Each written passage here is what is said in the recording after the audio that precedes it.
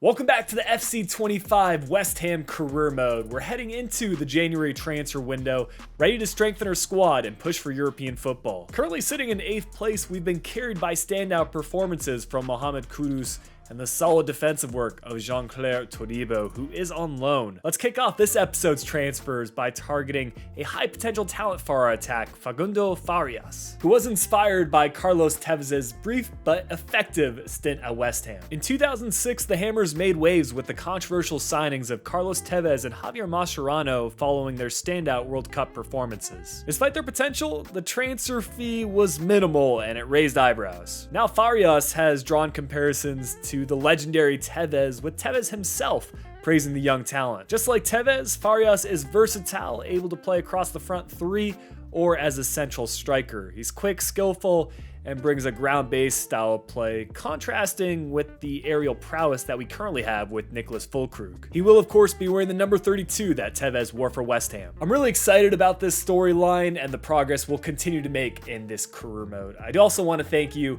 for the support left on the first episode of this series. Now the ball's in my court to stay consistent with these episodes and the realistic rebuilds. Your comments keep me going and is a big reason why I create content in the first place on YouTube. Don't forget to drop a like on the video, leave a comment for future press conferences, and subscribe to the channel if you haven't already as we push on for 100,000 subscribers. We've had some exciting developments in youth academy scouting with a potential regen for Declan Rice, Michael Chambers. He'll focus on his defensive attributes, and with time, I'm hoping he can become a key part of our midfield in a few seasons. We also set up a scouting network in Spain as a nod to Lopetegui's playing days, and I think we've hit the jackpot with a 93 to 94 potential player. Now we'll just have to wait and see if he can develop into a world-class talent. That does leave us with one more scouting spot, and after going through the comments, I've decided to send our scout to Italy in search of a center back with a stopper play style. This choice was inspired by Angelo Ogbono's time at the club.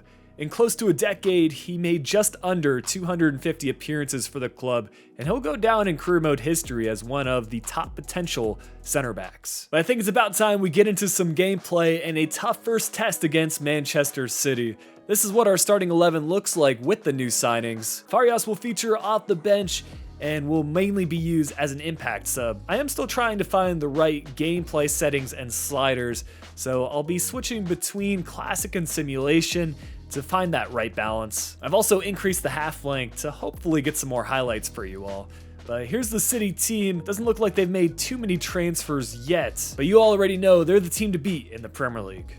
Weather conditions may very well factor into the simulation gameplay, and that's partly why I'm excited about trying out some of these new features in FC25. Whether or not it'll make a difference in the result of this match is still yet to be seen, and it's City who will get the first attacking chance. De Bruyne, quick on the ball and quick to find a pass, will play it through to Phil Foden, who finesses the effort into the far post. We're going to be chasing at least one goal for this match as Foden opens up the scoring. But it's Kudus who picks the ball up and is tackled pretty harshly there. He does find a bit of space, so well done to him to get up right away. And I think this could have honestly been more than a yellow card, just based on the challenge alone. Off of the ensuing corner kick, we will get an opportunity with Alvarez. I thought this might have trickled in, and I was almost looking for it to be a VAR look, and I did head to the instant replay, and it ended up being a lot further away than I thought it was. Good effort, though, from Alvarez in the first place, and he's going to be a dangerous target on set pieces. I know Füllkrug is kind of known to be our target man striker, but Alvarez, with that power header traits, is going to be the one we look out for on corner kicks. This is kind of what I mean about losing concentration. Haaland just played through time after time, and here Kudus doesn't make a great pass. It's intercepted in the midfield, and once again, De Bruyne starts this attack. Foden over to Haaland, and that is going to be 2 for City. With just under 20 minutes left to go, it'll be very difficult for us to mount a comeback. We had to go ultra attacking, and they made us pay. It's going to be a tap in for Haaland to get his second on the day, and just an all-around performance from City. Hanging on to a clean sheet, scoring 3 goals, and pretty much a classic performance from them. It's got to be frustrating for Lopetegui, but coming up against one of the best managers in the Premier League and Pep Guardiola, you can only expect our squad to do so much, and for large chunks of this game, we looked right on par with City. Shortly after that result, the UEFA Team of the Year was announced, and over half of the starting 11 consists of City players. But that loss to start January led to a downward spiral of results, losing in the FA Cup to Bristol Rovers, drawing Fulham in the Prem, and now we'll face Crystal Palace at home. We need to start securing wins if we want to stay in the race for European qualification, and that means a change of some tactics. First off, Mavropanos straight into the starting 11. I've quite liked him in career mode over the last few years, and I figure we'll give him a chance at the left center back position. Paqueta will play a deep-lying playmaker role in the midfield. That opens up the left mid spot. I'm very excited to see what Somerville can become in this West Ham career mode because he has heaps of potential. Crystal Palace in great form, undefeated in their last 5. They'll be tough to break down with a 5 at the back formation. One thing I feel like we do have going for us is some of Crystal Palace's outgoing players. No Michael Olise in the squad, and what a start he has had to life at Bayern. But it's going to be Eze, another one of their promising wingers that carries the ball forward, plays through Mateta, who has been in spectacular goal-scoring form in the Premier League as of late. Good save from Areola to deny the effort, and Bowen with a left-footed finesse shot, not far off. I'm going to try to crack more of those shots, but we win the ball back in the midfield, and this is what I'm talking about. Somerville, he had a few assists in the last episode, and he played that ball through perfectly to Farias, who was brought on as a sub.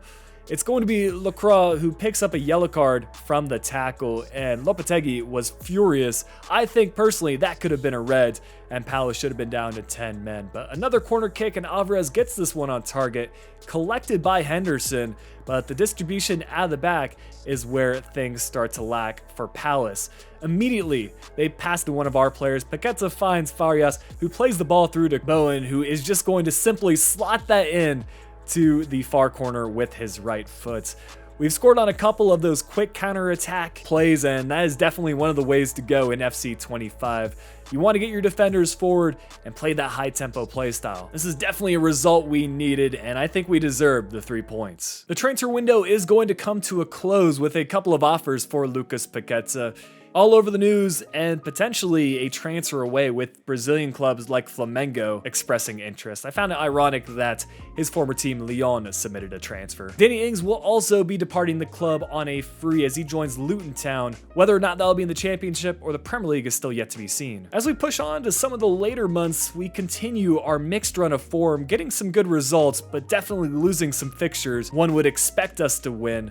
But as we embark into April, we've got a key matchup against Wolves, one of Lopetegui's former sides who are not faring great in the Premier League. They're nowhere to be seen in the top 10. We've somehow managed to hang in there. I think Newcastle, Palace, and Arsenal are the key clubs that we'll look to overtake in the standings. Formation-wise, Wolves are using similar tactics to what they had under Lopetegui. Whether or not that's how they actually fare in game is a whole nother question. I'm sure a return to the Molineux is going to spark a lot of emotions for Lopetegui.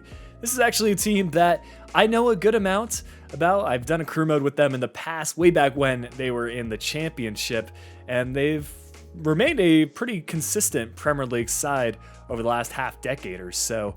But it's going to be Bowen who gets into the box, plays a ball across to Fulkrug, and a decent effort on target. Johnston able to make the save. Once again, Bowen down this central left-hand side continues to feed the ball through to our target man striker. Unfortunate not to get the opening goal, but some great hold of play from Fulkrug is going to draw a couple of those Wolves defenders in. That'll free up the space for Kudus to get played through, and finally we get the first goal of this match. Gonzalo Guedes playing a ball across, and really well done from Lima to play that one through. A huge save from Areola, who has stepped up on so many occasions. Alvarez, very dangerous from these corner kicks and set pieces, is going to get another chance shortly after halftime. Wan-Bissaka, a lot of power on this corner kick, and this time Alvarez's header finds the back of the net. That's a 2-0 lead for us, and it finally seems like tactics-wise, we figured out what works for this West Ham team. We don't need to pull forward too many players. We just need to stay strong defensively and not concede goals. This is a fantastic move from Guedes, one of my career mode favorite players over the last decade or so. Just a really clever decision to move that onto his right foot, and a well-placed effort into the back of the net. We're into the 60th minute now, and this is where things start to get a little bit dangerous for us. Goal line clearances, and Wolves just about found the equalizer there. Just a few moments left in this one, and it's going to be Strand Larsen that looked to be through on goal, but that is a key decision from Mavropanos. Y'all can let me know in the comments what you thought of this move, but I rate that from a defender. He was trying to get the ball, but there's no way the man was going to get past him and be clean through on goal. From the ensuing set piece, we're just bringing everyone back and trying to hang on to this result. It's going to be a nice interception from Todibo. He will carry this one out wide, and the ref will once again call for full time. 3 points for a 10-man West Ham United, and another victory away from home as we try to stay in contention for these European spots. It does finally seem like we're getting some positive momentum as far as results go. We didn't lose a single match in April, and even pushing forward into May, just the one loss against Spurs. That brings us to our final Premier League fixture against Ipswich. And there's going to be a lot riding on this match. We can't move up in the standings, however, we can certainly go down. City have steamrolled the competition, 13 points clear of anybody else. But there's a lot riding on this match for Ipswich as well. A win would almost certainly help them avoid relegation. Shout out to the Ipswich squad for getting this far. Despite the poor form, they have a chance of staying in the Premier League, but they'll need to get through us first. Mohamed Kudus is the man in the news. He scored 4 from the last 3 games, and he has become the star player here at West Ham United. I don't know what his future is going to look like. I know a lot of transfer rumors tie him to Liverpool, maybe as a Mo Salah replacement, but let's focus on the match at hand and see if we can get a positive result. Another new transfer with Aaron Wan-Bissaka winning the ball back in defense, pushing forward to the midfield, and finding Kudus on the attack. That is one way to open up the scoring. Just an exceptional run from Wan-Bissaka, and he is becoming one of my favorite players in this squad. Full Crew continuing his hold-up play, finds Bowen over to Wan-Bissaka, another pass in the middle, and this might be the best goal that I've scored so far in Season 1 as far as the gameplay goes. It just really summarize this West Ham team and what Fulkrug tries to do as a striker, bringing the ball down perfectly and on his weak foot, firing it into the back of the net. Although we're up 2 goals, we cannot let off the pace because Ipswich will look to make us pay. Some good passing play will eventually get the ball over to Chaplin, and the captain cuts this deficit in half as we're still before the halftime break. It's Kudus. This time he's going to get an assist for himself, and Fulkrug once again, he just has so much shot power on all of his efforts, and there's no way the keeper would have been able to save that. He's going to give us a 2-goal lead going into the second half, and fingers crossed we can keep hold of that. Hurst over to Chaplin, and another fantastic through ball. This time we get very lucky for that to deflect off the post, collected well from Areola, and now Hutchinson playing across, and it's going to be Clark that wins the header over Wan-Bissaka. Our fullback has had a great game up until this point, but just a well-timed header by the former Sunderland man. It looked like it would be a nervy last 10 minutes, but we will hang on for this result. Kudus waving to the fans. Is that simply a thank you for the traveling support, or perhaps it will be a goodbye message ahead of a summer move? Let me know in the comments what you all would like to see. Well, we know we haven't moved in the Premier League standings, but we'll review all the different results to see what European competition we're in next season. Champions League spots for this season going to Manchester City, Liverpool, Manchester United, and Aston Villa. We have that 7th place spot with Arsenal just scraping in there at 8th, a season well below expectations for them. Also pretty surprised to see Newcastle at the 9th place spot. But for the relegation zone, Ipswich staying in 18th, absolute heartbreak for them. Bournemouth and Southampton joining them in the championship. Burnley and Luton Town will see their return to the Premier League, and for the championship playoffs, it's the 6th place team, Norwich, that will also see promotion to the Prem. We saw an exit to Bristol Rovers in the FA Cup, with Spurs winning that competition and ending their trophy drought with a victory over Crystal Palace. Something about these 3rd round exits, we lost to Villa in the Carabao Cup, with Manchester City defeating Brighton in the final. Real Madrid started the season with a victory against Atalanta in the Super Cup, and it was Milan with that horrendous non-licensed badge who defeated Barca in the Champions League final on penalties. Pretty interesting results in the Europa League, with Galatasaray defeating Roma, and Chelsea, probably one of the favorites to win the Conference League, did indeed do so with a win against Real Betis in the final. I'm pretty sure because Chelsea won the Conference League, that freed up a Europa League spot for us to compete in next season. An outstanding debut season from Nicholas Füllkrug, 32 years old and still banging in goals just like he's done the last few years. 20 of those goals coming in the Premier League is probably what's most impressive for me.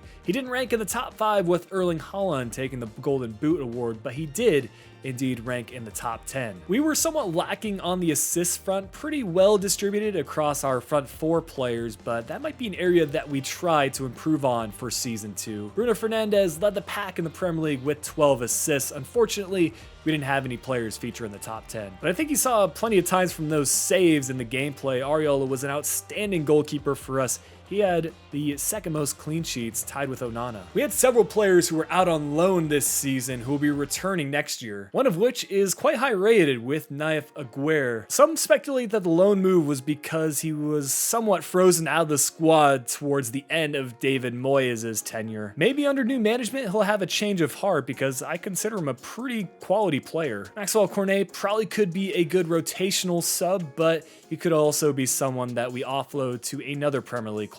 James Ward-Prowse will forever be a career mode favorite for me. I'm not sure he's going to be a key player in this save, though. He's getting on in age, but maybe we'll keep him just for the vibes and the set pieces. I'm in the mindset that Kurt Zouma is welcome to leave the club on a transfer. We've got plenty of other center back options. And a progress update on Michael Chambers. I really do wish that EA had made it so you can see a player's overall growth progress over the course of the season like they have in previous years, but for some reason, that's no longer a thing. Speaking of Youth Academy players, though, we have an update on our network in Italy. We've managed to find a left-footed defender just like Ogbonna with Piero Ricci.